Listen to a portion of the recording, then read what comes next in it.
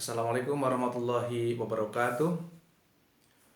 Good morning, ladies and gentlemen, brothers and sisters in Islam. Welcome back to our English program, English for Islamic Studies. Today we are talking about tenses. In English, there are 12 tenses.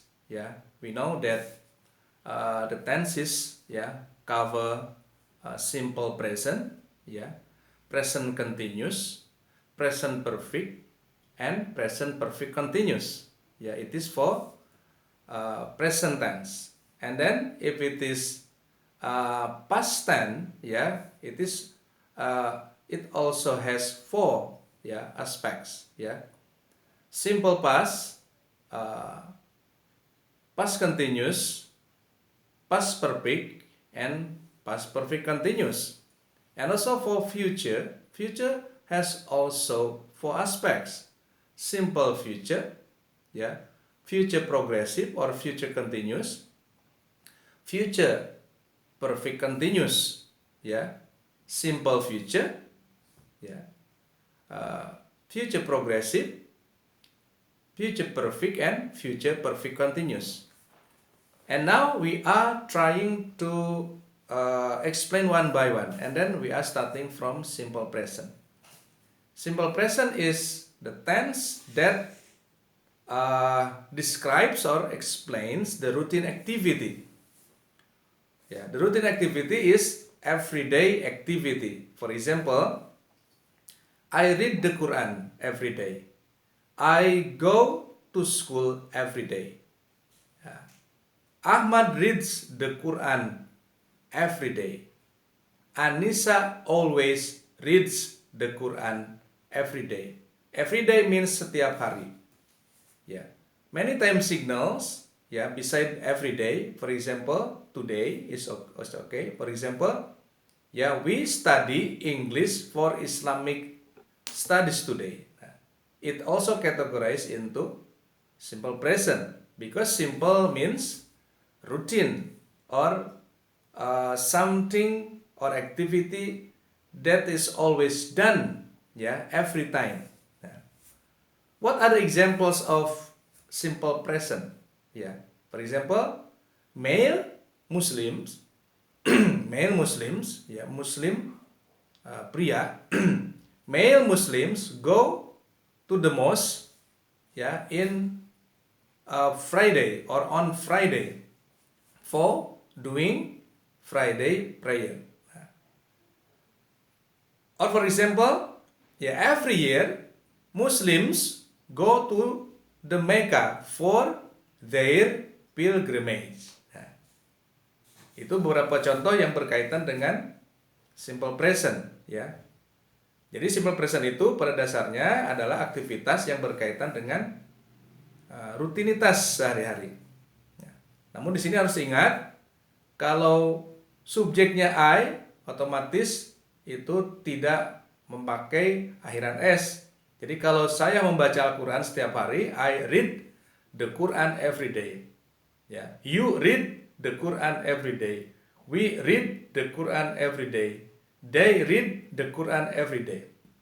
Tapi kalau Ahmad itu otomatis harus berubah kata kerjanya. Ahmad reads the Quran every day. Anissa reads the Quran every day. Nah,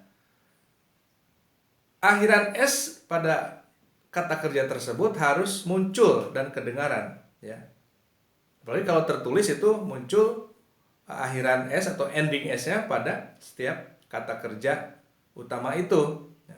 Demikian juga jika diucapkan itu harus muncul terdengar suaranya. Apa contoh yang lain untuk simple present ini? Banyak sekali dalam aktivitas kita sehari-hari. Mungkin contohnya we study the Islamic teaching, we study the Islamic teaching. Di sana tidak ada muncul keterangan waktu, tapi di sini menyatakan bahwa kita selalu mempelajari ajaran Islam. We study Islamic teaching, Apalagi contoh yang lainnya. Misalnya menulis, I write a letter ya, we write some letters. Hasan writes a letter, ya, and then Siti writes a letter. Itu contoh dari kata kerja yang lain untuk menyatakan aktivitas sehari-hari. Nah, ada time signal yang menyatakan tadi untuk aktivitas present ini, di antara everyday atau today. Ada juga kata kerja bantu yang menunjukkan biasanya menunjukkan aktivitas yang selalu atau rutin. Misalnya I always, ya. I always, ya, read the Quran after Maghrib time, ya. Ahmad always reads the Quran after Maghrib time, ya. Anissa always reads the Quran after Maghrib time. Di samping always, kita juga bisa menggunakan kata often, ya. Often, O-F-T-E-N, often ditulisnya. Often, ya. We often apa? Kita selalu bangun setiap pagi pukul 3 misalnya. Ya, we often get up, ya, every morning at 3 o'clock. We often get up at 3 o'clock every morning. Yeah. Fatimah often gets up at 3 o'clock every morning. Nah, itu beberapa contoh, ya, menggunakan often dan always, ya, di antaranya. Walaupun often dan always ini itu bisa digunakan kata kerja bantu itu untuk tenses yang lain di antaranya. Okay, ladies and gentlemen, brothers and sisters in Islam, ya, you can look for other examples, ya, for